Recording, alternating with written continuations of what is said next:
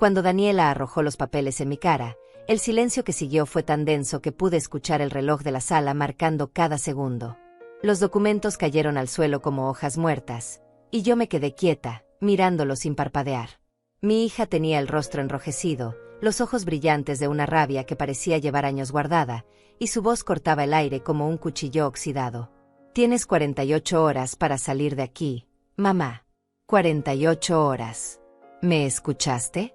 La casa ahora es mía. Los papeles están firmados. Todo está legal. No quiero discusiones. No quiero dramas. Simplemente empaca tus cosas y desaparece». Gonzalo estaba detrás de ella, apoyado contra la pared con los brazos cruzados y esa sonrisa pequeña, casi imperceptible, que siempre usaba cuando creía haber ganado algo. Se frotaba las manos despacio, como si estuviera saboreando el momento. No dijo nada. No necesitaba hacerlo. Su presencia era suficiente para que yo entendiera que todo esto había sido idea de él desde el principio. Yo tenía 70 años. 70 años de vida, de trabajo, de criar hijos, de sostener esta casa con mis propias manos. Y ahora mi propia hija, la niña que había cargado en mis brazos, que había alimentado con mi esfuerzo, me estaba echando como si fuera una intrusa. Como si yo no hubiera limpiado cada rincón de estas paredes, como si no hubiera pagado cada factura cuando su padre murió y ella apenas tenía 20 años. Pero no grité, no lloré, no supliqué. Simplemente me agaché, recogí los papeles del suelo con calma, los doblé con cuidado y los coloqué sobre la mesa del comedor. Daniela me miraba con una mezcla de sorpresa y frustración, como si mi silencio la desarmara más que cualquier insulto. «¿No vas a decir nada?», preguntó, casi gritando de nuevo. «¿Nada? Ni siquiera vas a pelear por tu casa». Levanté la vista hacia ella. Mis ojos estaban secos, mi voz tranquila. «Si eso es lo que quieres, Daniela, lo respeto. Empacaré mis cosas y me iré en 48 horas». Gonzalo dejó escapar una risa corta, como si acabara de ganar una apuesta. Daniela abrió la boca, la cerró, y luego sacudió la cabeza. Creo que esperaba que yo me derrumbara, que suplicara, que me pusiera de rodillas y le rogara que reconsiderara. Pero yo había aprendido algo en estos 70 años. Cuando alguien te muestra quién es realmente, hay que creerle la primera vez. Esa noche, mientras ellos celebraban en la sala con una botella de vino barato, yo me senté en mi habitación y observé cada objeto que había llenado mi vida durante décadas. La cómoda que había comprado con el primer sueldo que gané limpiando casas ajenas. La lámpara que mi esposo me regaló en nuestro 10º aniversario. Las fotografías de Daniela cuando era pequeña, cuando aún me miraba con amor y no con ese desprecio frío que ahora habitaba en sus ojos. No sentí tristeza. Sentí algo peor. Claridad. Esa claridad brutal que llega cuando finalmente entiendes que todo lo que creíste construir era solo una ilusión. Que el amor que diste durante años fue tomado como un derecho, no como un regalo. Que te volviste invisible en tu propia casa, útil solo cuando necesitaban algo, ignorada cuando querían vivir. Daniela y Gonzalo no sabían lo que estaban haciendo. Creían que me estaban quitando una casa. Pero lo que realmente estaban haciendo era liberarme de una jaula que yo misma había construido, creyendo que era un hogar. A la mañana siguiente, comencé a empacar. No tenía prisa. Doblaba cada prenda con cuidado, envolvía cada plato en papel periódico, separaba lo que era realmente mío de lo que era solo parte del decorado de una vida que ya no me pertenecía. Daniela pasó por mi habitación un par de veces, asomándose con curiosidad, como si esperara verme llorando sobre una maleta abierta. Pero yo seguía empacando en silencio, metódica, serena. «¿Necesitas ayuda?», preguntó en un tono que intentaba sonar amable pero que solo sonaba culpable. «No, gracias. Puedo sola». Ella se quedó parada en la puerta unos segundos más, mordiéndose el labio inferior. Luego se fue sin decir nada más. Gonzalo, por su parte, evitaba mirarme directamente. Cuando nos cruzábamos en el pasillo, desviaba la vista, como si mi presencia lo incomodara ahora que había conseguido lo que quería. La casa que Daniela tanto deseaba tenía casi 50 años.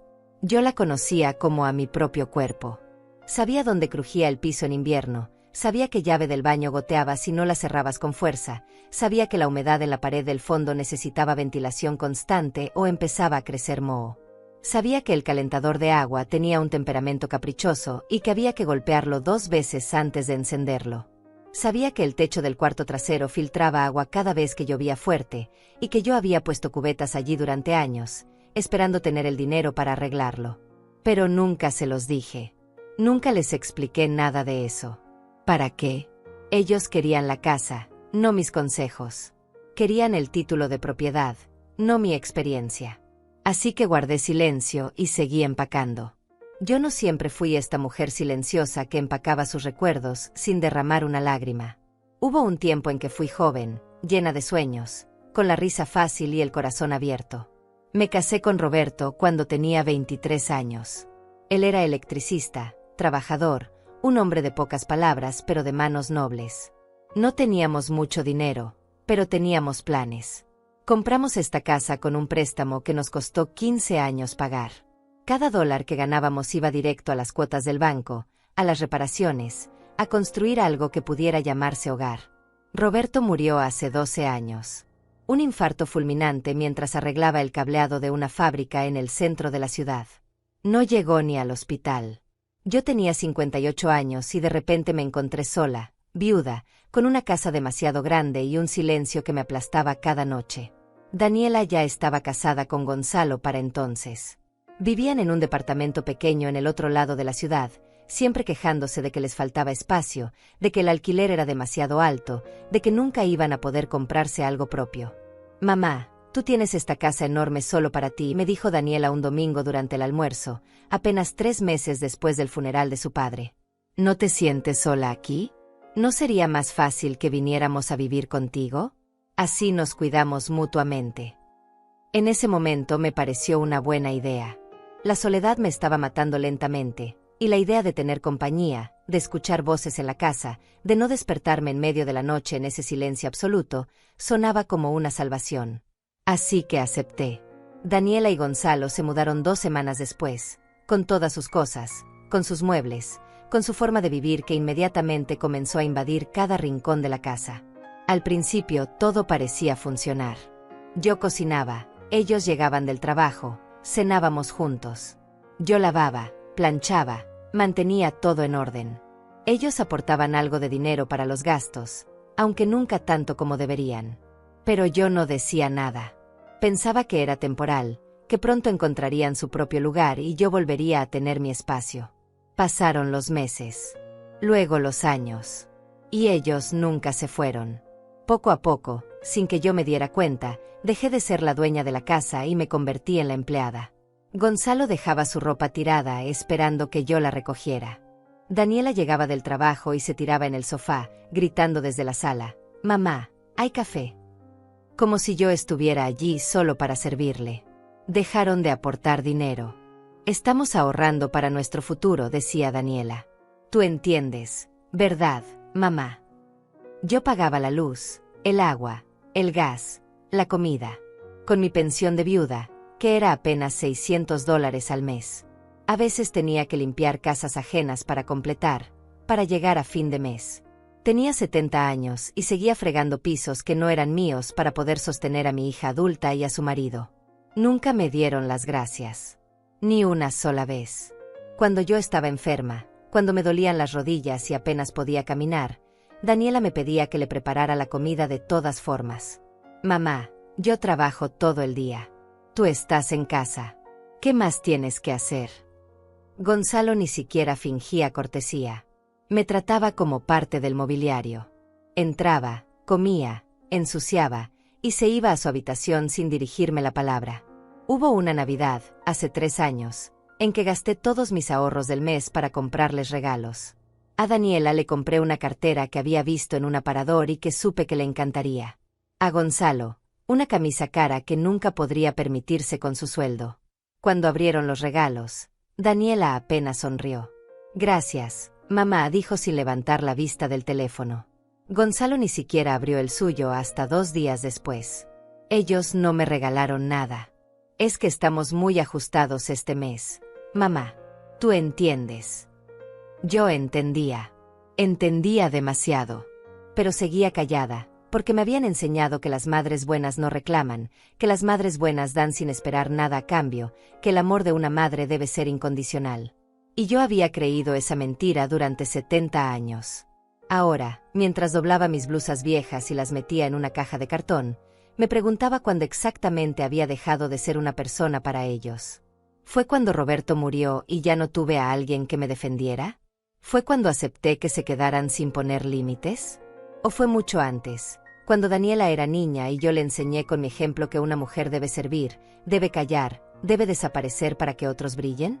Gonzalo entró a la cocina mientras yo envolvía los platos. Lo escuché abrir el refrigerador, sacar algo, cerrar la puerta con un golpe.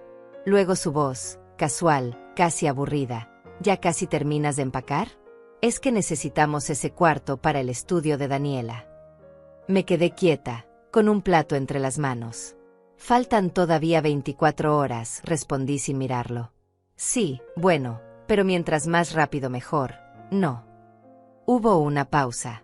¿Ya sabes a dónde vas a ir? Sí. ¿A dónde? Eso no es tu problema, Gonzalo. Se quedó en silencio unos segundos. Luego soltó una risa corta, incómoda. No te pongas así. Solo preguntaba. Ya te respondí. Salió de la cocina murmurando algo que no alcancé a escuchar. Pero no me importó. Por primera vez en 12 años, no me importó lo que Gonzalo pensara de mí. Esa noche, Daniela tocó la puerta de mi habitación. Entró sin esperar respuesta, como siempre hacía. Me encontró sentada en la cama, rodeada de cajas medio llenas. Mamá, necesito hablar contigo. Habla. Se sentó en el borde de la cama, jugueteando con sus manos. Sé que esto es difícil para ti, pero tienes que entender que Gonzalo y yo necesitamos nuestro propio espacio. Llevamos años viviendo aquí y nunca hemos podido hacer de esta casa realmente nuestro hogar. La miré sin parpadear. ¿Nuestro hogar? Esta casa es mi hogar, Daniela. La compré con tu padre hace 45 años. Cada pared, cada ventana, cada rincón de este lugar tiene nuestro sudor, nuestro esfuerzo. Sí, pero papá ya no está. Y tú estás mayor. ¿No sería mejor para ti estar en un lugar más pequeño, más manejable? Piénsalo. Sin tantas escaleras, sin tanto que limpiar. Nunca te quejaste de las escaleras cuando yo las subía cargando tu ropa limpia. Se puso roja. No es justo que me hables así. ¿No es justo? ¿Qué es justo, Daniela? Echarme de mi propia casa con 48 horas de aviso. Los papeles están legales. Todo está en orden. ¿Qué papeles? Los que me hiciste firmar el año pasado diciéndome que eran para actualizar el testamento. Se quedó callada. Esa fue toda la confirmación que necesité. Sal de mi habitación, Daniela. Mamá, yo solo quiero que entiendas que... Sal. Ahora. Se levantó bruscamente y salió dando un portazo. La escuché discutir con Gonzalo en voz baja en el pasillo, pero no pude distinguir las palabras. Ya no me importaba distinguirlas. Terminé de empacar a las 3 de la mañana. Tenía 6 cajas de ropa, 2 de libros, una de fotografías y documentos importantes, y una bolsa con mis medicamentos. Todo lo que había acumulado en 70 años de vida cabía en el asiento trasero de un taxi. La mañana en que debía irme amaneció gris y fría. Me desperté a las 5, como siempre había hecho durante toda mi vida. El cuerpo no olvida sus rutinas, aunque el mundo se esté derrumbando. Me levanté, me vestí con mi ropa más cómoda, y fui a la cocina a preparar café. Tal vez por última vez en esta casa que había sido mía durante décadas. Mientras el café se hacía, me quedé mirando por la ventana hacia el pequeño jardín trasero. Ahí estaba el limonero que Roberto y yo habíamos plantado cuando Daniela tenía 5 años. Ella había ayudado a hacer el hoyo, con sus manitas sucias de tierra, riendo cada vez que una lombriz aparecía. «Mami, mira. ¡Otra!», gritaba emocionada. Roberto la cargaba en sus hombros y ella tocaba las ramas más altas, sintiéndose gigante. Ese limonero ahora tenía más de 30 años. Daba limones enormes, jugosos, perfectos. Yo hacía limonada fresca cada verano. Daniela nunca lo probaba. «Compro la mía en el supermercado, mamá». Es más práctica. Gonzalo arrancaba los limones sin pedir permiso y los dejaba pudrir en el frutero de la cocina. Me pregunté si ellos sabrían cuidarlo. Probablemente no. El café estaba listo. Me serví una taza y me senté en la mesa del comedor, la misma mesa donde habíamos celebrado cumpleaños, navidades, graduaciones. La misma mesa donde Roberto y yo planeábamos nuestro futuro, cuando todavía creíamos que teníamos todo el tiempo del mundo. La misma mesa donde Daniela hacía su tarea mientras yo le revisaba las cuentas de matemáticas, donde le preparaba el uniforme para el día siguiente, donde le escuchaba hablar de sus amigas, de sus sueños, de lo que quería ser cuando creciera. Quiero ser como tú, mami, me había dicho una vez, cuando tenía 8 o 9 años. Quiero tener una casa linda y una familia que me quiera. Tomé un sorbo de café y sentí como me quemaba la garganta. El dolor físico era más fácil de manejar que el otro. Los abusos no habían empezado de golpe. Nunca lo hacen. Comenzaron como pequeñas cosas, tan sutiles que una ni siquiera las nota hasta que ya es demasiado tarde. Cuando Daniela se casó con Gonzalo, yo la ayudé con todo. Les presté $3,000 para la boda. Te los devuelvo en 6 meses, mamá. Te lo prometo. Nunca los vi de vuelta. Cuando les pregunté, un año después, Daniela me miró como si yo fuera la egoísta. ¿En serio me vas a cobrar? A tu propia hija. Les regalé los muebles de la sala cuando se mudaron a su primer departamento. Muebles que Roberto había comprado con tanto orgullo, que habíamos pagado en cuotas durante meses. Los necesitamos más que tú, mamá. Tú ya tienes todo. Los vendieron 2 años después para comprarse una televisión más grande. Ni siquiera me lo dijeron. Me enteré cuando fui a visitarlos y vi muebles nuevos, baratos, en su lugar. Cuando Roberto murió, Daniela lloró en el funeral. Lloró mucho. Pero 2 semanas después ya estaba preguntándome por la herencia. ¿Papá dejó algo? ¿Seguro de vida? ¿Ahorros? No hubo nada. Roberto había gastado todo en los tratamientos médicos del último año, cuando el corazón ya le fallaba y los doctores hacían lo imposible por mantenerlo vivo un poco más. Daniela se enojó. ¿Cómo es posible que no haya dejado nada? ¿En qué se gastó todo? En intentar vivir, le respondí. Me miró con frialdad. Bueno, ahora tendrás que arreglártela sola. Pero no me arreglé sola. 3 meses después estaban viviendo conmigo, usando mi casa, comiendo mi comida, gastando mi dinero. Gonzalo era peor. Desde el principio me trató como si yo fuera un mueble más de la casa. Nunca me saludaba al llegar. Nunca me daba las gracias cuando le servía la comida. Una vez lo escuché hablando por teléfono con un amigo. Sí, vivimos con mi suegra. Es un fastidio, pero la casa es grande y no pagamos renta. Hay que aguantarse. Se rió. Yo estaba del otro lado de la puerta, con una bandeja de comida que le había preparado porque estaba enfermo y no había ido a trabajar. Dejé la bandeja en el suelo y me fui a mi habitación. No comí ese día. Hubo una época en que intenté poner límites. Hace como 5 años, les dije que necesitaba que aportaran más dinero para los gastos de la casa. Daniela se ofendió. ¿Nos estás cobrando renta? A tu propia hija. Gonzalo se puso furioso. Si vamos a pagar renta, mejor nos vamos a otro lado. Yo me asusté. La idea de volver a quedarme sola, en esa casa enorme y silenciosa, me aterraba. Así que me disculpé. No, olvídenlo. No importa. Y nunca volvieron a aportar nada. Me convertí en su sirvienta. Limpiaba sus habitaciones, lavaba su ropa, cocinaba sus comidas. Daniela dejaba los platos sucios en el fregadero y yo los lavaba. Gonzalo tiraba su ropa sudada en el piso del baño y yo la recogía. Ninguno de los dos trabajaba los fines de semana, pero yo sí. Yo trabajaba los 7 días de la semana, las 24 horas del día, manteniendo esa casa funcionando, manteniendo sus vidas cómodas. Mamá, ¿puedes plancharme esta blusa? La necesito para mañana. Mamá, se acabó el papel higiénico. Puedes ir a comprar. Mamá, ¿qué hay de cenar? Mamá. Pero nunca gracias. Mamá o descansa. Mamá o déjame ayudarte. Mamá. Hubo un día en que me enfermé. Una gripe fuerte que me dejó en cama con fiebre alta y sin fuerzas ni para levantarme al baño. Le pedí a Daniela que me trajera un vaso de agua. Ahora no puedo, mamá. Estoy viendo una serie. Gonzalo pasó por mi habitación, me vio tirada en la cama temblando, y siguió de largo.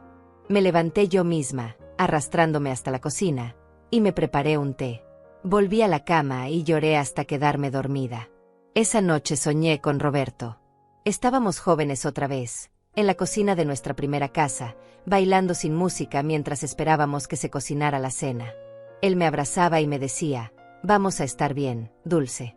Siempre vamos a estar bien. Me desperté con las mejillas mojadas, sabiendo que era mentira. Escuché pasos en el pasillo.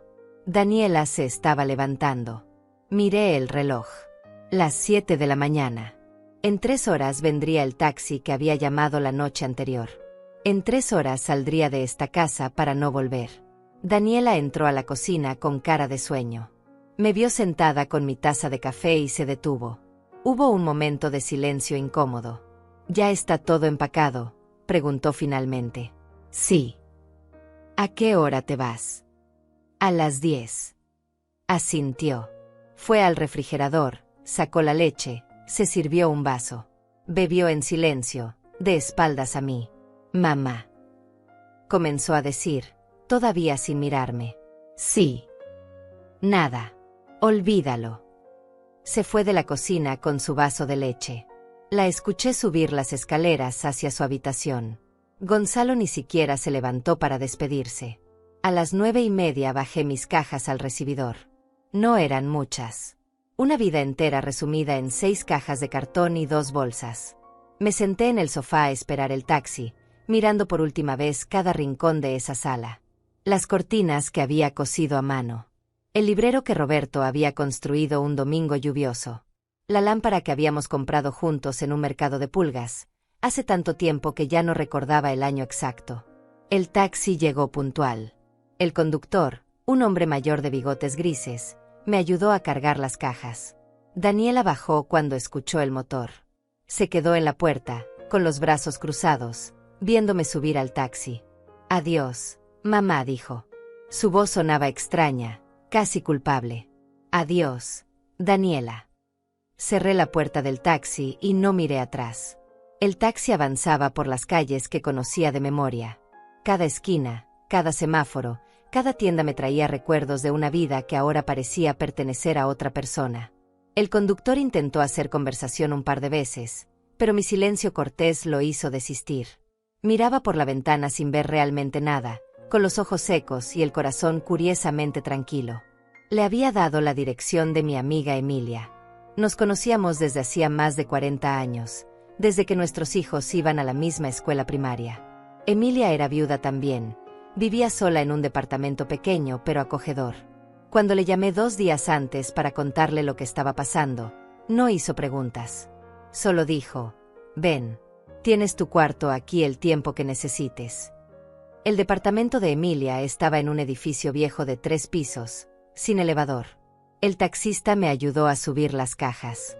Emilia me esperaba en la puerta con los brazos abiertos y los ojos llenos de lágrimas que yo no podía derramar. Mi niña, me dijo, abrazándome fuerte. Mi pobre niña.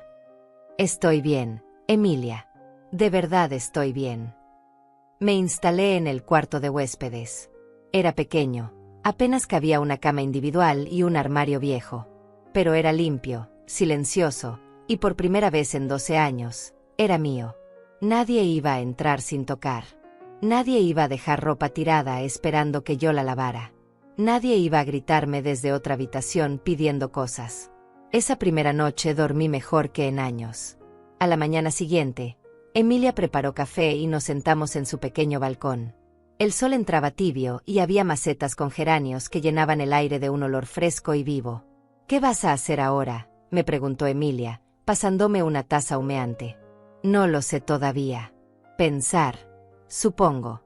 Entender qué pasó realmente. ¿Viste los papeles que te hicieron firmar? Los vi por encima. Daniela me dijo el año pasado que eran documentos para actualizar mi testamento. Que era importante que todo estuviera en orden por si me pasaba algo. Firmé sin leer bien. Confiaba en ella. Emilia sacudió la cabeza. Dulce, necesitas ver a un abogado. Esos papeles pueden ser fraudulentos. Tal vez. Pero no quiero pelear, Emilia. Estoy cansada de pelear. No se trata de pelear. Se trata de justicia. Bebí mi café despacio. La verdad era que no tenía energía para batallas legales. No tenía dinero para abogados. Y una parte de mí, la parte que todavía era madre, no quería enfrentarme a Daniela en un juzgado. Solo quería paz. Pasaron 3 días. 3 días de silencio bendito, de levantarme sin obligaciones, de comer cuando tenía hambre, de sentarme a leer sin que nadie me interrumpiera. Emilia respetaba mi espacio. Me acompañaba cuando yo quería compañía y me dejaba sola cuando necesitaba silencio. El 4.º día recibí la primera llamada de Daniela. No contesté. Dejé que fuera al buzón de voz. Ella dejó un mensaje. Mamá, soy yo. Necesito hablar contigo. Llámame cuando puedas. Su voz sonaba tensa.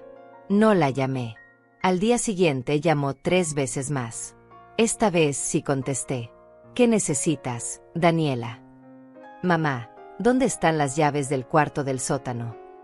En el cajón de la cocina. El tercero, al lado de la estufa. No están ahí. Ya busqué. Entonces no sé dónde están. Mamá, necesito que vengas a ayudarme a buscarlas. El sótano está lleno de tus cosas y... Daniela, ya no vivo ahí. Ya no es mi problema. Hubo un silencio del otro lado. Luego, su voz subió de tono. ¿Cómo que no es tu problema? Todavía tienes cosas aquí. Puedes tirarlas si quieres. La casa es tuya ahora, ¿recuerdas? No seas ridícula. Solo ven y... Colgué. Me temblaban las manos. No de miedo, sino de algo nuevo, algo que no había sentido en años. Era poder. El poder de decir no. El poder de colgar el teléfono. El poder de no estar disponible las 24 horas del día para resolver los problemas de otros. 2 días después, Gonzalo llamó. Su voz sonaba irritada. Dulce, necesitamos que vengas. Hay un problema con el calentador de agua. ¿Qué tipo de problema? No sé. No enciende. Daniela dice que tú sabías cómo arreglarlo. Hay que golpearlo 2 veces en el lado izquierdo antes de girar la perilla. Y esperar 30 segundos. Ya hicimos eso. No funciona. Entonces necesitan llamar a un plomero. ¿Un plomero? ¿Sabes cuánto cobran esos tipos? No es mi problema, Gonzalo. La casa es de ustedes. Los problemas también. Mira, no sé qué mosca te picó, pero esto es una emergencia. No tenemos agua caliente y... Colgué también. Emilia me miraba desde la cocina con una sonrisa pequeña. Bien hecho, dijo simplemente. Las llamadas se hicieron más frecuentes. Daniela llamaba por cualquier cosa. Que no encontraba el fusible de la luz del baño. Que el horno no calentaba parejo. Que había una mancha de humedad en la pared del comedor que estaba creciendo. Yo le daba respuestas cortas, sin ofrecer ir a ayudar. Podía escuchar la frustración creciendo en su voz con cada conversación. ¿Por qué no vienes tú a arreglarlo, mamá? Tú sabes cómo es la casa. Ya no vivo ahí, Daniela. Tendrán que aprenderlo ustedes. Pero es que no entiendo por qué te pones así. Solo te estoy pidiendo ayuda. Me pediste que me fuera. Me fui. Eso es todo. Una semana después de haberme ido, Emilia llegó del mercado con noticias. Se había encontrado con una vecina de mi antigua calle. Me dijo que tu casa se ve rara, me contó mientras guardaba las verduras. Que hay bolsas de basura acumuladas en la entrada. Que el jardín está descuidado. No me sorprendió. Yo era quien sacaba la basura religiosamente cada martes y viernes. Yo era quien regaba el jardín, quien podaba los arbustos, quien mantenía todo presentable. También me dijo que vio a Daniela y Gonzalo discutiendo en la calle el otro día. Que se estaban gritando fuerte. Tomé un sorbo de mi té. No es mi problema. Pero en el fondo, una parte pequeña de mí sentía curiosidad. ¿Qué estaba pasando en esa casa? ¿Qué estaban descubriendo ahora que yo no estaba allí para mantener todo funcionando? La respuesta llegó 2 semanas después de mi partida. Era un martes por la tarde. Yo estaba ayudando a Emilia a doblar la ropa limpia cuando mi teléfono sonó. Daniela otra vez. Esta vez contesté al tercer timbrazo. ¿Qué pasa? Mamá, necesito que vengas. Ahora. Su voz sonaba desesperada, al borde del pánico. ¿Por qué? ¿Qué pasó? Es la casa. Hay agua por todos lados. El baño del segundo piso está inundado y el agua está cayendo al comedor. No sabemos qué hacer. Cerraron la llave principal del agua. ¿Qué llave? ¿Dónde está eso? Suspiré. Está en el sótano, al fondo, detrás de las cajas viejas. Es una válvula roja. Tienen que girarla hacia la derecha hasta que no pueda moverse más.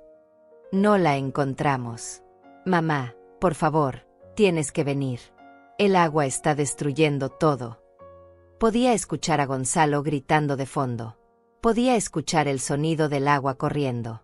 Podía imaginar perfectamente lo que estaba pasando. La tubería vieja del baño finalmente había cedido, como yo sabía que lo haría eventualmente. Llevaba años diciéndole a Roberto que necesitábamos cambiarla, pero nunca tuvimos el dinero. Yo había aprendido a vivir con eso, sabiendo exactamente cómo manejar las llaves, cómo no forzar la presión, cómo cuidar ese sistema antiguo para que siguiera funcionando. Ellos no sabían nada de eso. Y ahora estaban pagando el precio. Daniela, necesitan llamar a un plomero de emergencia. No tenemos dinero para eso.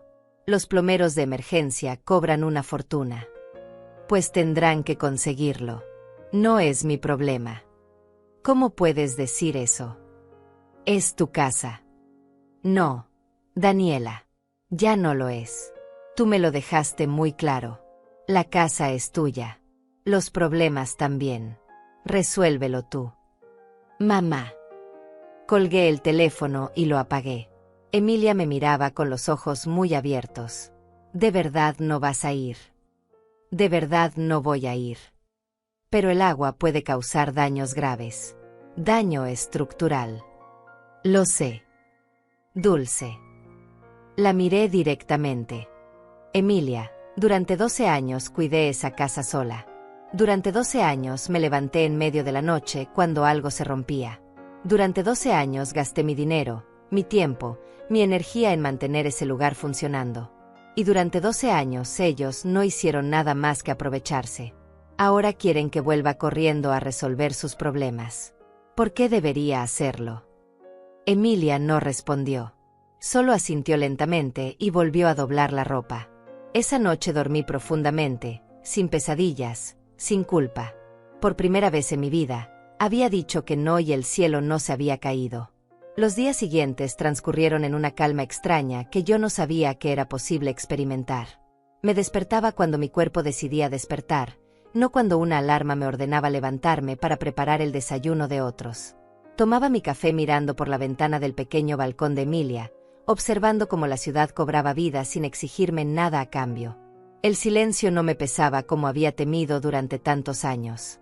Al contrario, me envolvía como una manta suave, protegiéndome del ruido constante que había sido mi vida. Emilia trabajaba medio tiempo en una librería del centro, así que pasaba varias horas sola en el departamento. Al principio no sabía qué hacer conmigo misma. Había vivido 70 años sirviendo a otros, primero a mis padres, luego a Roberto, después a Daniela. La idea de tener tiempo libre, tiempo que era completamente mío sin culpa ni obligaciones, me resultaba casi extraña.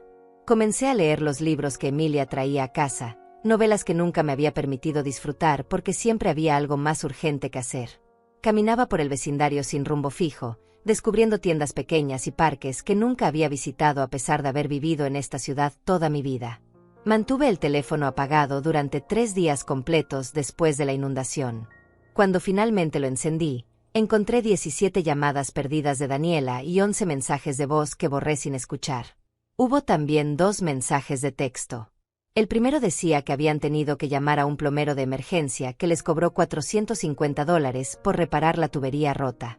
El segundo mensaje era más largo y decía que los daños del agua en el comedor eran peores de lo que pensaban, que el techo tenía manchas enormes de humedad, que parte del yeso se había caído y que necesitaban otros $600 para repararlo todo. Terminaba preguntándome si yo tenía algo de dinero ahorrado que pudiera prestarles porque ellos estaban completamente quebrados. No respondí ninguno de los dos mensajes. Emilia me observaba mientras preparaba la cena esa noche. Yo estaba sentada en la pequeña mesa de su cocina pelando papas, una tarea simple que hacía con las manos mientras mi mente divagaba en otros lugares. Ella cortaba cebollas con movimientos precisos y de vez en cuando me lanzaba miradas que conocía bien después de 4 décadas de amistad. Finalmente habló con esa voz suave que usaba cuando quería decir algo importante sin presionar demasiado. ¿Vas a contarme qué estás pensando o voy a tener que adivinarlo?, me preguntó mientras echaba las cebollas en la sartén caliente con un chisporroteo satisfactorio. Le conté sobre los mensajes. Le conté sobre el plomero, sobre los daños del agua, sobre la petición de dinero. Emilia escuchó en silencio, moviendo las cebollas con una cuchara de madera, dejando que me desahogara sin interrumpir. Cuando terminé de hablar, ella apagó el fuego de la estufa y se sentó frente a mí con las manos entrelazadas sobre la mesa. Tú sabes lo que está pasando, ¿verdad?, me dijo mirándome directamente a los ojos con esa intensidad que solo los buenos amigos se permiten. Esa casa es vieja, Dulce. Tiene 50 años, y tú eras la única que sabía cómo mantenerla funcionando. Conocías cada grieta, cada tubería débil, cada problema que se podía prevenir si sabías cómo tratarlo. Ellos no saben nada de eso. Para ellos era solo una casa grande y bonita que querían poseer. Pero una casa no es solo paredes y techo. Es mantenimiento constante, es conocimiento acumulado, es cuidado diario. Yo asentí despacio porque sabía que tenía razón. Durante todos esos años, había sido yo quien notaba cuando una llave empezaba a gotear antes de que se convirtiera en una fuga mayor. Era yo quien sabía que el desagüe de la cocina se tapaba fácilmente si no se usaba el filtro adecuado. Era yo quien recordaba que había que limpiar las canaletas del techo antes de la temporada de lluvias para evitar inundaciones. Era yo quien conocía cada sonido, cada olor, cada señal de advertencia que la casa daba antes de que algo se rompiera. Emilia continuó hablando con voz firme, pero llena de comprensión genuina. Ellos pensaron que te estaban quitando una propiedad valiosa. Pero lo que realmente hicieron fue heredarse una responsabilidad enorme para la que no están preparados. Y ahora están descubriendo que ser dueño de algo no es lo mismo que saber cuidarlo. La diferencia es que tú lo aprendiste con amor y paciencia durante décadas.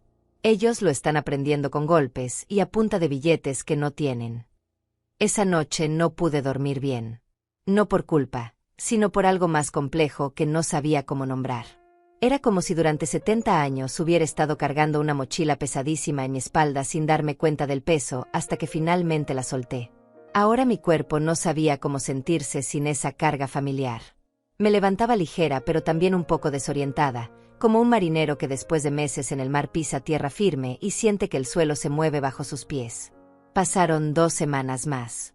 Las llamadas de Daniela se hicieron menos frecuentes, pero más desesperadas cuando llegaban. Una tarde me llamó llorando, algo que no hacía desde que era adolescente. Su voz quebraba mientras me contaba que habían descubierto que el techo tenía filtraciones en 3 lugares diferentes, que cuando llovía fuerte el agua se colaba por el ático y estaba dañando las vigas de madera, y que un inspector les había dicho que necesitaban reparaciones urgentes que costarían al menos $3,000 o la estructura podría volverse peligrosa.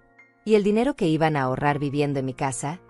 Le pregunté con una calma que me sorprendió a mí misma, sin crueldad pero sin la suavidad maternal con la que siempre le había hablado antes. No tenemos nada ahorrado, mamá. Todo se nos ha ido en reparaciones. El plomero, el yeso del comedor, ahora esto del techo. Y Gonzalo dice que también hay que cambiar el calentador completo porque el que está ya no sirve. Mamá, no sé qué hacer. Pensé que tener esta casa iba a resolver nuestros problemas, pero ahora tenemos más problemas que nunca y no sé cómo vamos a pagar todo esto. Respiré hondo antes de responder. Daniela, durante años te dije que la casa necesitaba mantenimiento. Te dije que había que arreglar el techo, que las tuberías estaban viejas, que el calentador necesitaba reemplazo. Pero nunca quisiste escuchar porque pensabas que yo exageraba, que eran gastos innecesarios. Yo los fui posponiendo porque no tenía dinero suficiente para todo, pero sabía cómo manejar cada problema para que no se convirtiera en una crisis. Ahora todo está explotando al mismo tiempo porque ustedes no saben cómo cuidar lo que tienen. Hubo un silencio largo del otro lado de la línea. Podía escuchar su respiración entrecortada, el sonido de alguien que está al borde de un colapso nervioso, pero intentando mantener la compostura. Finalmente habló con voz pequeña, vulnerable, como cuando era niña y había roto algo valioso por accidente. ¿Puedes volver, mamá? No para quedarte si no quieres. Solo para ayudarnos a arreglar todo esto. Tú sabes cómo hacer las cosas. Tú siempre supiste cómo mantener la casa funcionando con poco dinero. Nosotros no sabemos. Por favor. Cerré los ojos y por un momento sentí la tentación familiar de ceder. De volver corriendo a resolver sus problemas como había hecho durante toda mi vida. De sacrificar mi paz recién encontrada para que ellos pudieran volver a estar cómodos. Pero entonces recordé las cajas en el suelo, los papeles arrojados en mi cara, las 48 horas que me dieron para desaparecer de mi propia casa. Recordé los 12 años de servicio silencioso, sin una sola palabra de agradecimiento. Recordé todas las veces que pedí ayuda y no la recibí, todas las veces que estuve enferma y nadie me cuidó, todas las veces que me sentí invisible en mi propia casa. No, Daniela. No voy a volver.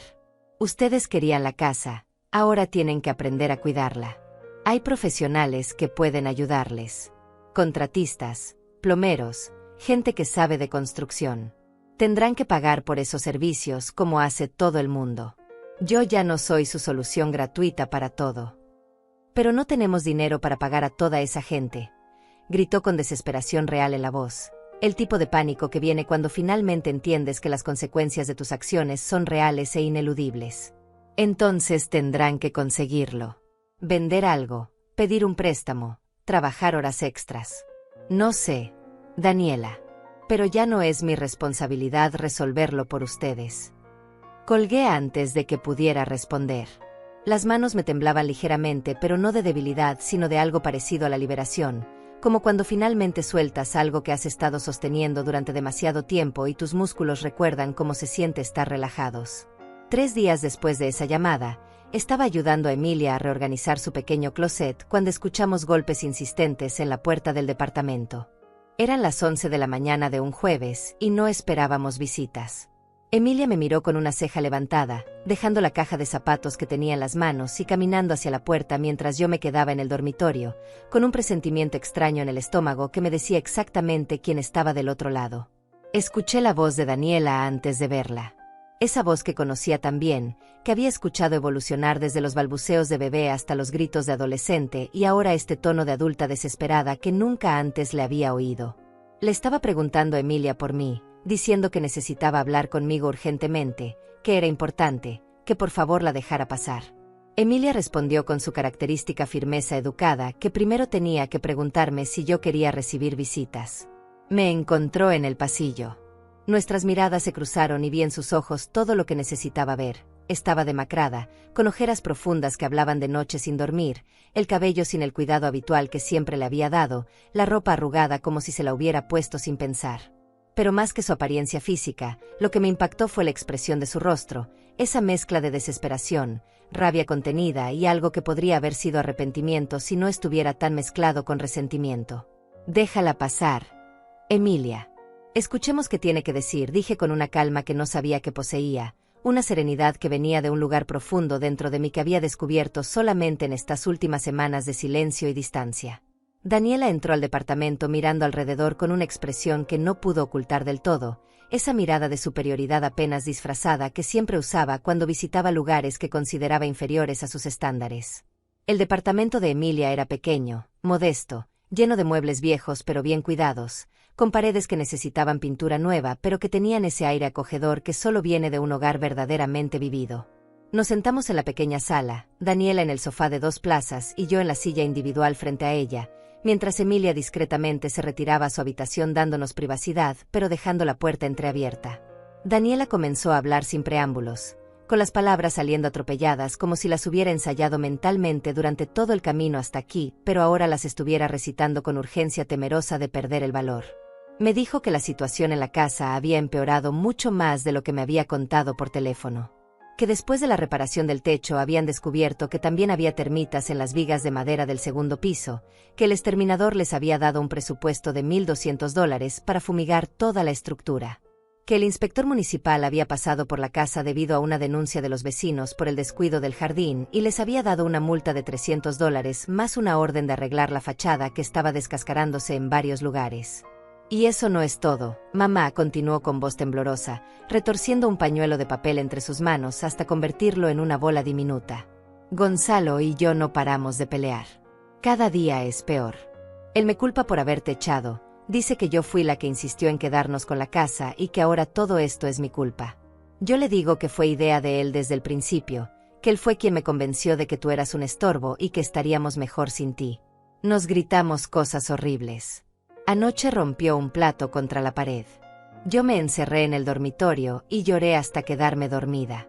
Esta mañana se fue temprano sin decirme a dónde iba y no ha contestado mis llamadas. La observé mientras hablaba. Esta mujer de 40 años que era mi hija, pero que en este momento me parecía una extraña.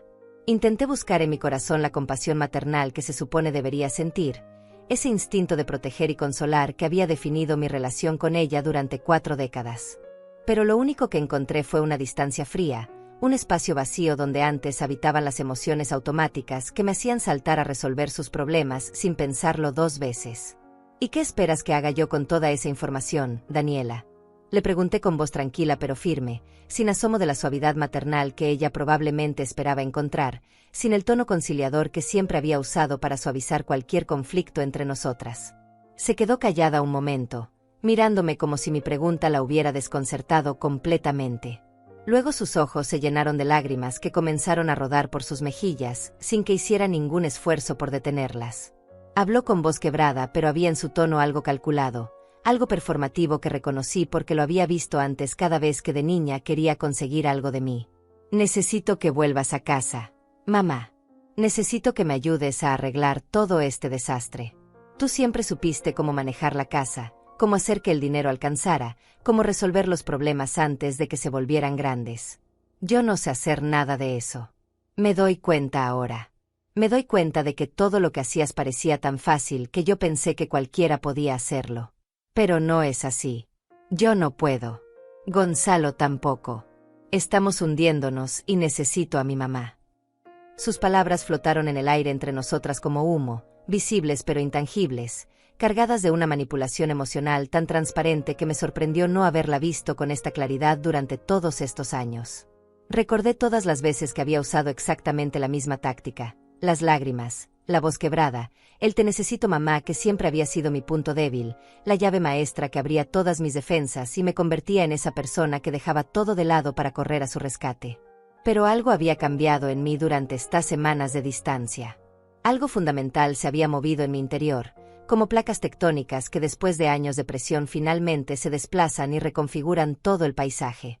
Me levanté de la silla y caminé hacia la ventana, dándole la espalda por un momento mientras organizaba mis pensamientos, mientras buscaba las palabras exactas para decir lo que necesitaba decirse sin crueldad pero sin concesiones. Daniela, voy a contarte algo que tal vez debía haberte dicho hace muchos años, pero no tuve el valor o la claridad para hacerlo. Comencé hablando hacia la ventana antes de voltearme para mirarla directamente a los ojos. Durante toda tu vida te enseñé con mi ejemplo que el amor de una madre significa desaparecer. Significa no tener necesidades propias, no tener límites, estar siempre disponible sin importar el costo personal.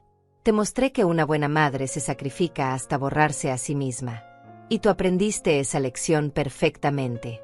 Aprendiste a tomar sin dar, a exigir sin agradecer, a usar a las personas que te aman como recursos renovables que nunca se agotan. Las lágrimas de Daniela se habían detenido y ahora me miraba con una expresión entre confundida y ofendida, como si mis palabras fueran un idioma que entendía perfectamente pero que nunca esperó escuchar de mi boca. Continué hablando con una firmeza que me sorprendía a mí misma, consciente de que cada palabra que decía estaba redefiniendo nuestra relación de maneras que no tenían vuelta atrás. Cuando tú y Gonzalo me echaron de mi propia casa, cuando me dieron 48 horas para desaparecer después de haberme aprovechado de mí durante 12 años, hicieron algo que probablemente no fue su intención. Me liberaron. Me quitaron la responsabilidad que yo misma me había impuesto de mantenerlos cómodos a costa de mi propia dignidad. Y en estas semanas he descubierto algo maravilloso. Puedo vivir por mí misma. Puedo despertarme sin que nadie me exija nada. Puedo gastar mi dinero en mí. Puedo decir que no sin sentirme culpable. Puedo existir como persona completa en lugar de solo como madre útil. Daniela abrió la boca para responder, pero levanté mi mano pidiéndole que me dejara terminar. Había esperado 70 años para decir estas cosas y no iba a permitir que me interrumpiera ahora. Mi voz se mantuvo calmada, pero cada palabra estaba cargada con el peso de décadas de silencio roto. No voy a volver a esa casa. No voy a resolver tus problemas. No voy a ser tu solución fácil para las consecuencias de tus propias decisiones. La casa que tanto querías viene con responsabilidades que no estabas preparada para asumir. Las termitas, las filtraciones, las tuberías viejas, todo eso siempre estuvo ahí. Yo lo sabía y lo manejaba porque era mi casa y porque aprendí a cuidarla durante décadas. Ustedes la quisieron sin querer aprender a cuidarla. Querían el beneficio sin el trabajo. Querían la propiedad sin la responsabilidad. Y ahora están pagando el precio de esa decisión. Me senté nuevamente en la silla frente a ella, mirándola con una mezcla de tristeza por lo que pudo haber sido y aceptación por lo que realmente era. Daniela tenía el rostro completamente pálido y las manos temblaban ligeramente mientras procesaba mis palabras. Cuando finalmente habló, su voz había perdido todo rastro de lágrimas manipuladoras y sonaba genuinamente perdida. Entonces, ¿qué se supone que haga? ¿Qué vamos a hacer Gonzalo y yo con todo esto? Van a hacer lo que hacen todos los adultos responsables cuando tienen una propiedad que no pueden mantener. Van a buscar soluciones reales. Pueden vender la casa si es demasiado para ustedes. Pueden pedir un préstamo para las reparaciones urgentes. Pueden aprender a hacer el mantenimiento ustedes mismos viendo tutoriales y leyendo manuales. Pueden contratar profesionales y pagarles lo que valen sus servicios. Lo que no pueden hacer es seguir esperando que yo resuelva todo gratis mientras ustedes disfrutan los beneficios. Ese tiempo terminó el día que me pidieron que me fuera. Daniela se quedó sentada en el sofá de Emilia durante varios minutos más, como si estuviera esperando que yo cambiara de opinión, que de repente volviera a ser la madre que ella conocía, esa mujer que siempre cedía al final de cualquier discusión. Pero yo permanecí en silencio, firme en mi silla, sosteniéndole la mirada sin parpadear, sin suavizar mi expresión, sin darle ninguna señal de que mis palabras fueran negociables. Finalmente ella se levantó con movimientos lentos, derrotados, y caminó hacia la puerta sin decir nada más. Antes de salir se volteó una última vez con la esperanza brillando débilmente en sus ojos cansados, pero al ver que yo no me movía ni hablaba, simplemente abrió la puerta y se fue dejando atrás un silencio denso que llenó todo el departamento. Emilia salió de su habitación unos minutos después y me encontró todavía sentada en la misma posición, mirando la puerta cerrada como si pudiera ver a través de ella toda la historia que acababa de redefinirse entre mi hija y yo. Mi amiga se sentó a mi lado en el sofá que Daniela acababa de desocupar y tomó mi mano entre las suyas con ese gesto de solidaridad silenciosa que solo las verdaderas amigas saben dar. No me preguntó si estaba bien porque conocía la respuesta. No me dijo que había hecho lo correcto porque sabía que yo todavía estaba procesando si lo había hecho o no. Simplemente se quedó ahí conmigo, acompañándome en ese momento de transformación que era tan liberador como doloroso. Las semanas siguientes fueron reveladoras de maneras que nunca imaginé.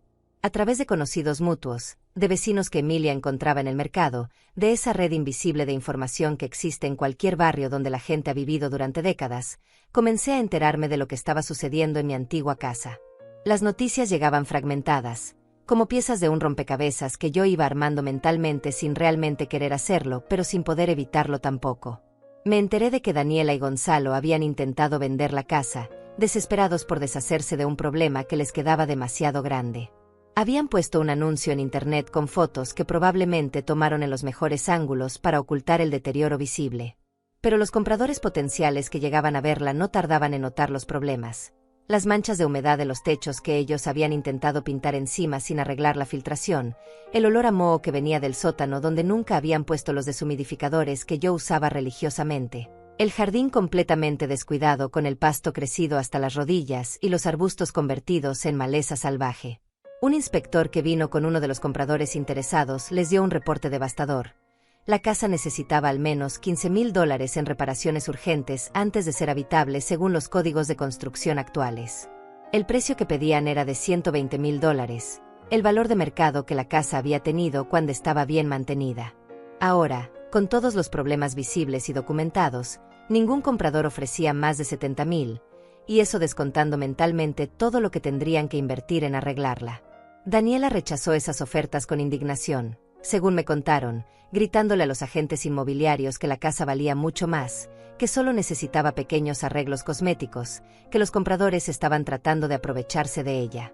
No entendía, o no quería entender, que el valor de una casa no está solo en sus paredes sino en su condición, en su mantenimiento, en todos esos cuidados invisibles que yo había dado durante décadas. También me enteré de que las peleas entre Daniela y Gonzalo habían escalado a niveles alarmantes. Los vecinos los habían escuchado gritarse a las 2 de la mañana, con palabras tan fuertes y crueles que algunas personas habían considerado llamar a la policía. Gonzalo culpaba a Daniela por haberlo convencido de que echar a su suegra era buena idea, diciéndole que todo esto era culpa de ella por ser tan codiciosa y estúpida. Daniela le respondía que él había sido quien plantó la semilla en su cabeza, que él fue quien le dijo una y otra vez que yo era un peso muerto en la casa, que deberían quedarse con la propiedad porque era su derecho, que yo ya había vivido suficiente y ahora les tocaba a ellos disfrutar. Cada uno culpaba al otro por el desastre en que se había convertido su vida. Cada uno señalaba con el dedo los errores y las decisiones del otro. Ninguno de los dos era capaz de mirarse al espejo y reconocer su propia participación en todo lo que había sucedido. Era más fácil destruirse mutuamente que aceptar que habían sido igualmente responsables de su propia destrucción. Un día Emilia llegó a casa con noticias frescas que había escuchado en la panadería donde comprábamos el pan todas las mañanas. La señora que atendía era prima de mi antigua vecina y le había contado que Gonzalo se había ido de la casa. Aparentemente había empacado sus cosas una tarde mientras Daniela estaba en el trabajo y se había largado sin dejar una nota, sin decir a dónde iba, simplemente desapareciendo como si los últimos años de matrimonio pudieran borrarse con la misma facilidad con que se cierra una puerta. Daniela había regresado a una casa vacía de la presencia de su marido, pero llena de todos los problemas que habían acumulado juntos.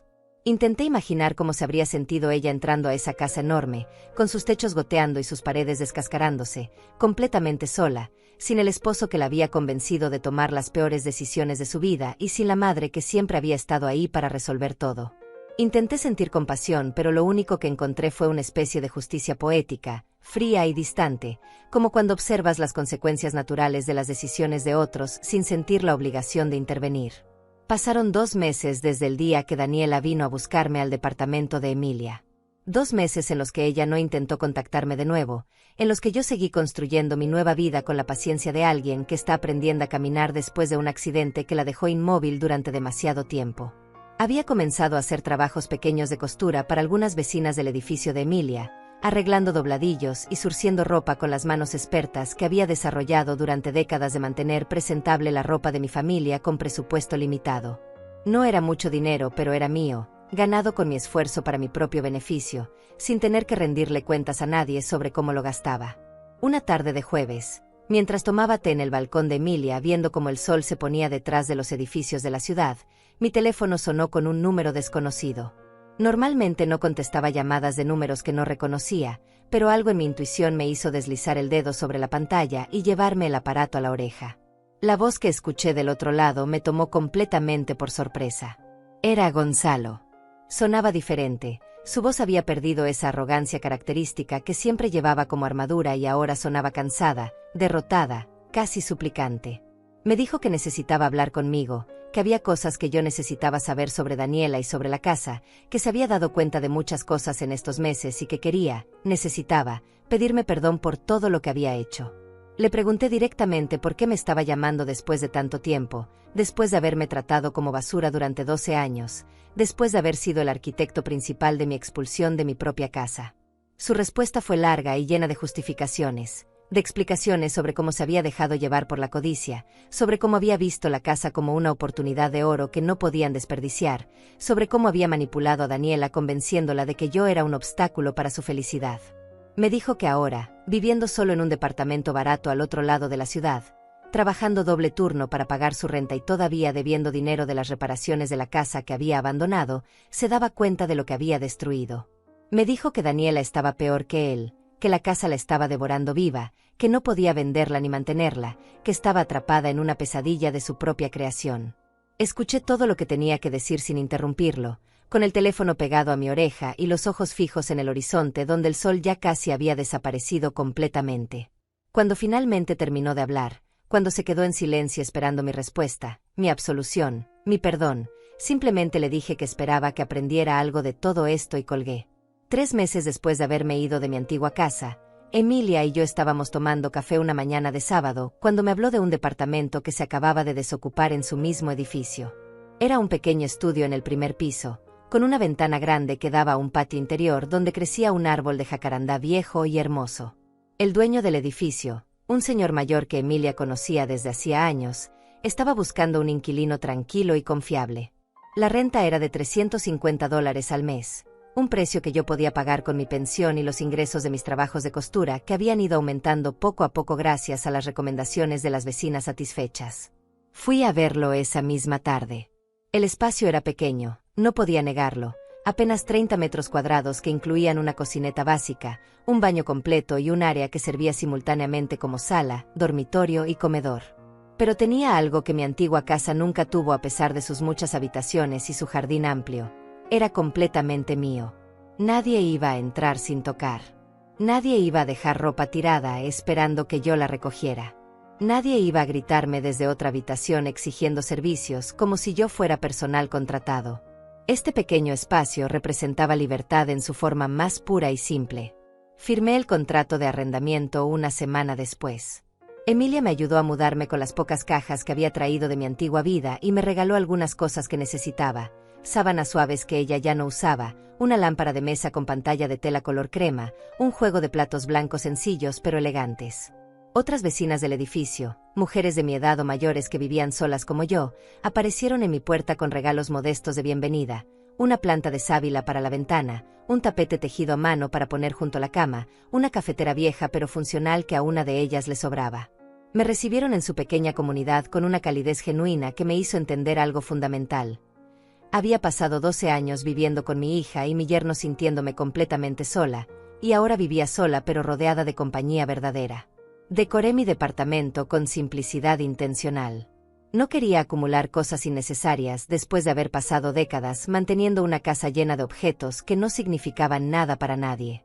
Coloqué mis pocas fotografías importantes en una repisa: una de Roberto y yo el día de nuestra boda, jóvenes y llenos de esperanza; una de Daniela cuando tenía 5 años, antes de que la vida nos convirtiera en extrañas; una de mis padres que ya llevaban 20 años muertos pero que todavía visitaban mis sueños de vez en cuando.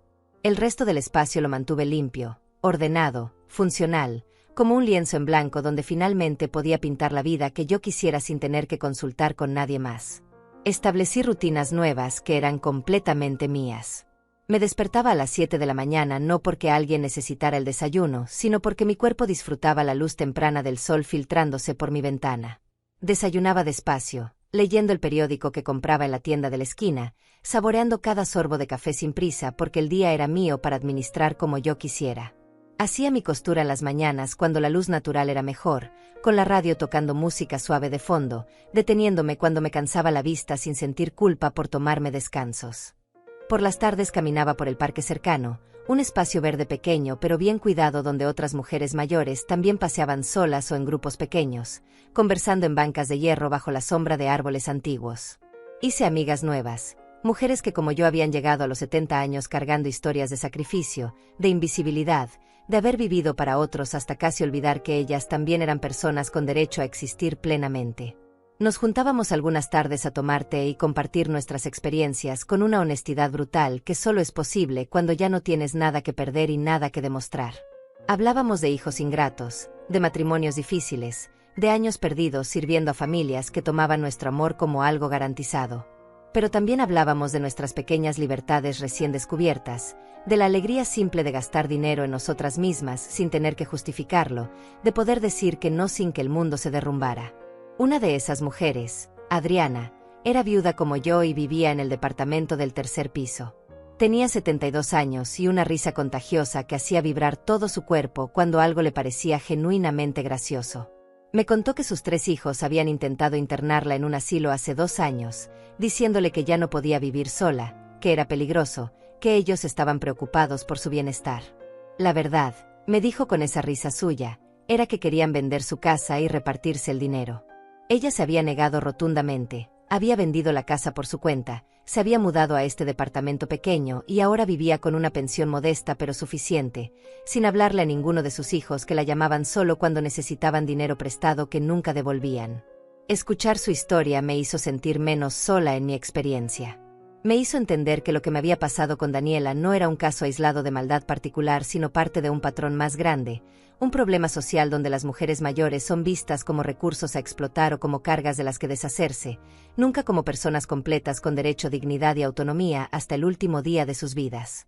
Adriana y yo nos volvimos amigas cercanas, compartiendo cenas simples en nuestros departamentos, intercambiando libros, acompañándonos al médico cuando alguna tenía cita, construyendo el tipo de red de apoyo mutuo que nuestras propias familias nunca nos dieron. Pasaron 4 meses desde mi mudanza al departamento.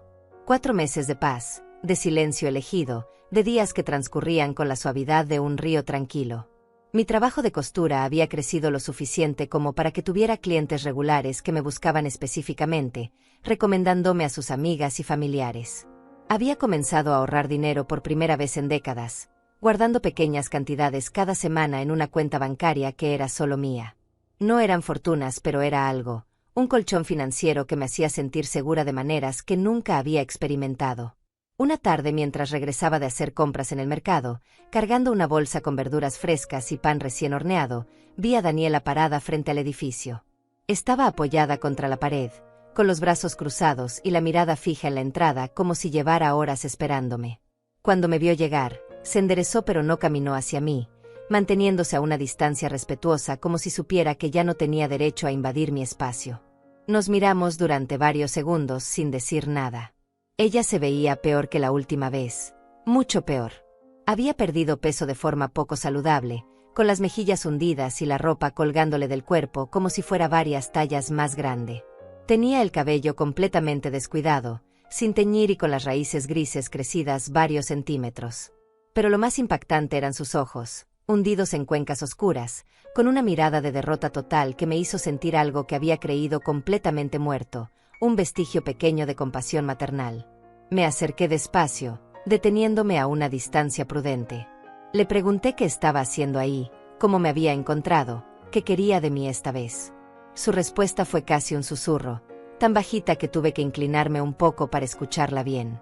Me dijo que había venido solo para verme, para asegurarse de que yo estaba bien, para decirme algo que necesitaba decir aunque ya fuera demasiado tarde para que cambiara algo. Subimos a mi departamento en silencio, yo adelante y ella siguiéndome con pasos lentos como si cada escalón le costara un esfuerzo enorme. Abrí la puerta y la dejé pasar, observando cómo sus ojos recorrían el espacio pequeño pero acogedor que ahora era mi hogar. No hizo ningún comentario sobre el tamaño modesto del lugar, ninguna de esas observaciones condescendientes que habría hecho la Daniela de antes. Simplemente se sentó en la única silla que tenía junto a la pequeña mesa del comedor cuando se lo indiqué, con las manos entrelazadas sobre el regazo y la mirada fija en el suelo. Le preparé té porque no sabía qué más hacer con mis manos, con esa necesidad automática de cuidar que todavía vivía en mi cuerpo aunque mi mente ya hubiera aprendido a ponerle límites. Coloqué las tazas sobre la mesa y me senté frente a ella en la única otra silla que tenía, esperando en silencio a que dijera lo que había venido a decir. Pasaron varios minutos antes de que finalmente levantara la vista y me mirara directamente a los ojos con una vulnerabilidad que nunca antes le había visto, sin máscaras, sin defensas, sin nada más que la verdad cruda de lo que se había convertido su vida. Me contó que había perdido la casa finalmente, que después de 6 meses intentando venderla sin éxito, tratando de mantenerla con un presupuesto inexistente, viendo cómo se deterioraba más cada día mientras las deudas se acumulaban como una avalancha imparable, había tenido que declararla en ejecución hipotecaria. El banco se la había quitado para recuperar el préstamo que aparentemente Gonzalo había sacado a su nombre sin decirle nada, usando documentos falsificados que ella firmó creyendo que eran otros papeles. Ahora no solo había perdido la casa, sino que también tenía una deuda de casi $20,000 que el banco estaba persiguiendo legalmente porque la venta forzosa de la propiedad no había cubierto el monto total del préstamo más los intereses acumulados. Vivía ahora en un cuarto alquilado en una pensión del lado norte de la ciudad, uno de esos lugares donde la gente va cuando ya no tiene más opciones, compartiendo baño con otros 5 inquilinos y cocinando en una parrilla eléctrica que mantenía escondida bajo la cama porque el dueño no permitía cocinar en las habitaciones. Trabajaba 2 empleos, uno limpiando oficinas por las noches y otro en una lavandería durante el día, durmiendo apenas 4 horas entre turno y turno. Todo el dinero que ganaba se iba en la renta del cuarto miserable, en comida barata que compraba en tiendas de descuento, y en pequeños pagos mensuales que hacía al banco intentando demostrar buena fe, aunque sabía que nunca podría pagar esa deuda completa en lo que le quedara de vida. Gonzalo había desaparecido completamente. Ni siquiera sus propios amigos sabían dónde estaba. Había dejado tras de sí un rastro de deudas y mentiras que ahora ella tenía que enfrentar sola. Los abogados le habían explicado que técnicamente ella no era responsable del préstamo fraudulento si podía probar que las firmas eran falsificadas, pero eso requería contratar a un abogado especializado que cobraba honorarios que ella jamás podría pagar. Así que simplemente había aceptado la deuda como si fuera suya, añadiéndola a la lista interminable de consecuencias de sus propias decisiones. Escuché todo esto sin interrumpir, tomando sorbos lentos de mi té que ya se había enfriado pero que seguía sosteniendo entre mis manos porque necesitaba hacer algo con ellas para no temblar. Una parte de mí, esa parte maternal que había definido mi identidad durante 70 años, quería levantarse y abrazarla, decirle que todo estaría bien, que yo la ayudaría a salir de este agujero negro en el que había caído. Pero otra parte más nueva, más sabia, más consciente de mi propio valor, sabía que hacer eso sería repetir exactamente el mismo patrón que nos había traído hasta aquí en primer lugar. Cuando terminó de hablar, cuando se quedó en silencio esperando mi respuesta con esos ojos hundidos llenos de esperanza desesperada, respiré hondo antes de decir lo que necesitaba decirse. Le dije que lamentaba mucho todo lo que estaba pasando, que nunca había deseado verla sufrir de esta manera a pesar de todo el daño que me había causado. Pero también le dije con toda la claridad de la que fui capaz que no iba a rescatarla de las consecuencias de sus propias acciones, que no tenía el dinero ni los recursos para hacerlo aunque quisiera, y que lo más importante era que finalmente había aprendido que ayudarla constantemente sin dejarla enfrentar las consecuencias de sus decisiones no era amor sino una forma de mantenerla eternamente infantilizada e incapaz de crecer. Le expliqué que durante todos estos meses de vivir sola había descubierto algo fundamental sobre mí misma, que tenía valor más allá de mi utilidad para otros, que merecía paz y dignidad en los años que me quedaban de vida, que el amor verdadero entre madre e hija no debería requerir que una de las dos desapareciera completamente para que la otra pudiera existir. Le dije que si alguna vez íbamos a tener una relación real y saludable, tendría que ser construida sobre bases completamente nuevas donde ambas existiéramos como personas completas con límites claros y respeto mutuo. Daniela lloró entonces, no con las lágrimas manipuladoras que había usado toda su vida para conseguir lo que quería, sino con un llanto profundo y genuino que parecía venir de un lugar muy adentro donde finalmente estaba tocando fondo y encontrando algo parecido a la verdad. Me dijo entre sollozos entrecortados que lo sentía, que entendía todo lo que le había hecho durante años, que se daba cuenta ahora de cómo había tomado mi amor como algo garantizado y mi presencia como un derecho. Me dijo que no esperaba mi perdón porque sabía que no lo merecía, que solo había venido a decirme que yo tenía razón en todo, que había aprendido de la manera más dolorosa posible que las acciones tienen consecuencias y que no hay atajos para evitar enfrentar lo que uno mismo ha creado. No la abracé. No le dije que todo estaba perdonado. No le ofrecí dinero ni un lugar donde quedarse ni soluciones fáciles para sus problemas imposibles.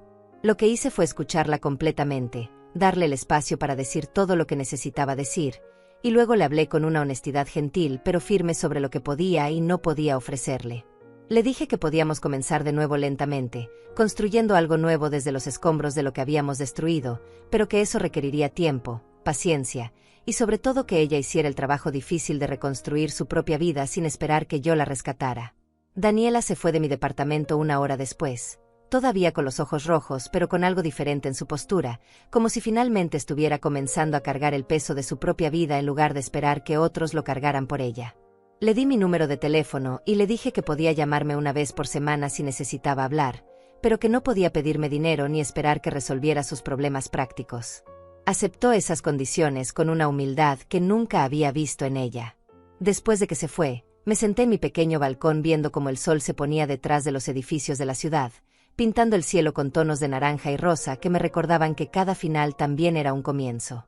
Pensé en todo el camino que había recorrido desde ese día hace 7 meses, cuando los papeles cayeron en mi cara y me dieron 48 horas para desaparecer de mi propia casa.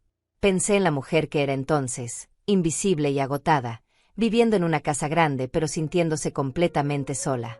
Y pensé en la mujer que era ahora, viviendo en un espacio pequeño pero sintiendo que finalmente tenía un hogar verdadero. Había perdido una casa de paredes y techo, pero había ganado algo infinitamente más valioso. Me había encontrado a mí misma. Había descubierto que podía vivir sola sin estar sola, que podía decir no sin dejar de ser amorosa, que podía poner límites sin ser cruel. Había aprendido que el amor real no requiere autodestrucción, que ser buena madre no significa desaparecer, y que merecía ocupar espacio en el mundo con mi nombre completo escrito en la puerta.